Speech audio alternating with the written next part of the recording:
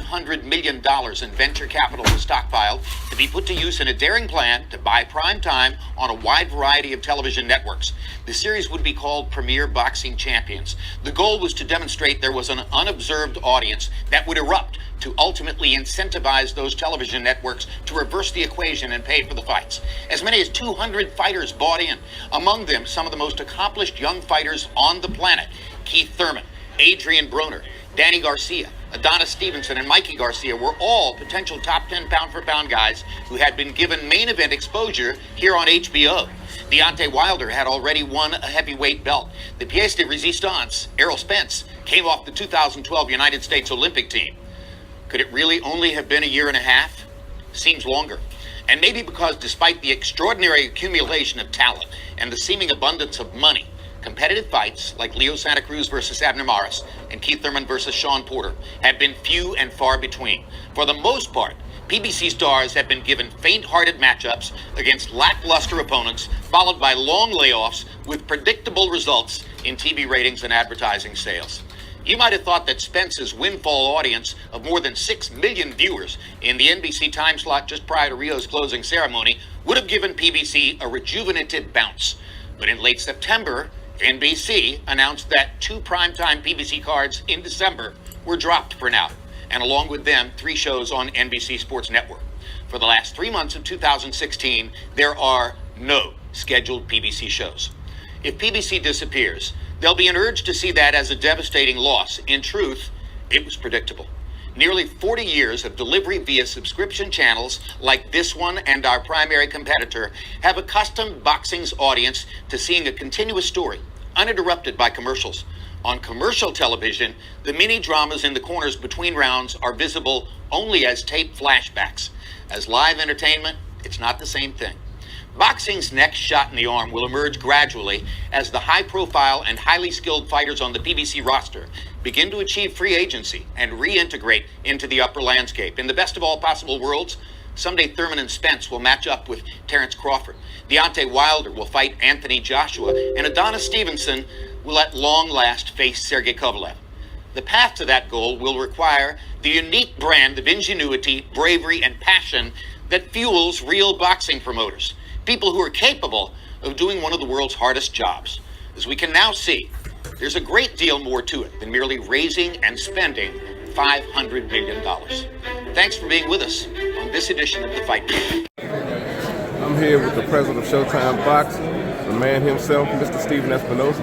How are you doing today, sir? I'm thrilled. What's not to be happy about? It's going to be a great weekend of boxing. Listen, let's kick it off like this. What's your thoughts on the rumors on Twitter by certain media claiming Showtime Boxing is going out of business when you guys are the only ones putting on the biggest fights back to back? Yeah, that's the irony. These are rumors and speculation that we've been dealing with since 2018. We know where it comes from. There are 2 or 3 guys who love to say it, and they've been saying it every year since 2018. And our reaction is going to be the same thing as it's always been. We're not going to engage. It's time to make big fights. And as you stated, we just keep rolling along, making big fights, trying to support and grow the sport as much as we can. Are you surprised they're still saying this? Because they've been saying this about Showtime for what, a decade, since Floyd left HBO and came to Showtime? Well, yeah, I said the last 5 years since HBO went out. But look, there's been the critics and the naysayers from the very start. I mean, there are people saying I wouldn't last, 2 years in the job. There are people saying I did a stupid deal with Mayweather. There are people saying PBC and Showtime have been going broke since 2015, 2016. So, the reality is there's always going to be critics. You can't really play into them. You just got to keep doing the work, doing big fights. Yes, the Zone has lost $6 billion since 2016, but somehow, some way, it's Showtime that's going out of business. So what's your thoughts on that? Yeah, look, it's the market's changed a lot. We've been here 37 years. We've been supporting the sport. I'm not sure exactly why there's so many people who seem to be rooting for us to go out of business when we've been one of the driving forces for the sport and supporting the sport for almost 40 years. So look, it's all about growing the sport, doing the biggest fights possible, and you're right. There's double standards. I mean, there are companies that have come and gone. Came in with great fanfare, said they're going to change the sport, and where are they now? But we just keep doing what we came to do, which is making the big fights.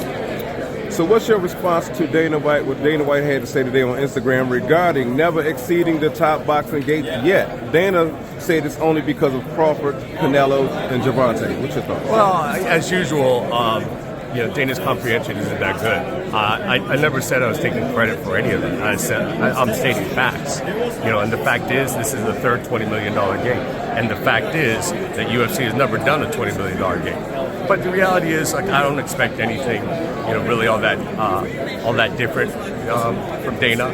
I stated facts. He responds with name calling.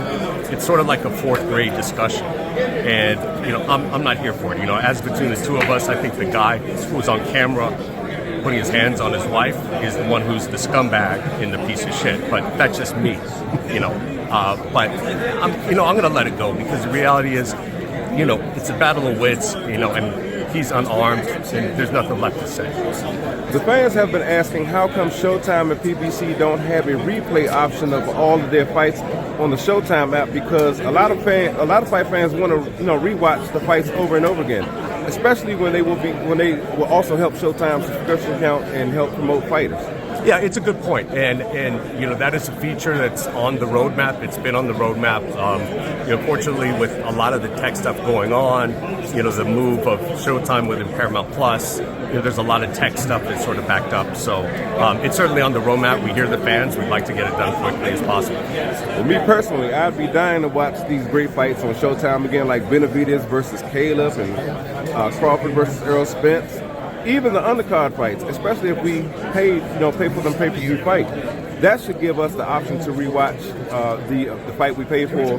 Would you say that that's a fair request from the fight fans, and how soon can something like that? Yeah, I mean, look, we do have the pay-per-view fights on replay, starting a week later. But I understand people want to, have an immediate replay option before the week passes, and it's something there. That's one of the areas I don't control, is sort of the tech part. So you got to sort of sometimes be patient and wait for the priorities to get addressed. But it's certainly something that's certainly coming in the future. Another request by fight fans is an option for no commentary during fights, only the sound of the punches and fighters' corners. Is that something Showtime can provide, for the fight fans? Interesting. That's one I hadn't heard of. Yeah, that should be simple enough. I know there's been some experiments. I know there are networks that have done that for entire broadcasts before, and it's an interesting experience. That's something I'll look into. I hadn't really even thought of that. Mm-hmm. All right, now check this out, guys. If you're looking to repair eczema scars, burns and bruises, dark spots and blemishes, the fever blisters, diabetic ulcers, this right here is the perfect product for you guys. It's called LO Decay Face and Body Oil. Athletes and top-ranking boxers, they're also using it after training to reduce swelling, inflammation, and to ease the pain. So get yours today. Go to lodecay.com. Like them on Facebook and follow them on Instagram. Hi, we are NWA Connie Corso, and we're excited to share some exciting news with you all. We currently have 7 adorable puppies who will soon be ready for their new homes. Our puppies are 4 weeks old now and are looking for loving families who can give them the care and attention they deserve. They will be fully vaccinated and have had all the necessary health checks to ensure that they are healthy and happy. We believe that our puppies are the perfect family pets, as they are loving, friendly, and full of energy. They are also great with children and other animals, making them the perfect companions for everyone in the family. If you're interested in adopting one of our puppies, please note that we're currently limiting the number of families who can adopt to ensure that everyone can find the perfect puppy for themselves. We would love to see you at our breeder's yard to see our puppies up close and get to know them better. Don't wait any longer to bring home a happy, healthy, and loving puppy from our family. We can't wait to meet you and yours and create a special bond together. Thank you for considering our puppies for your next family member.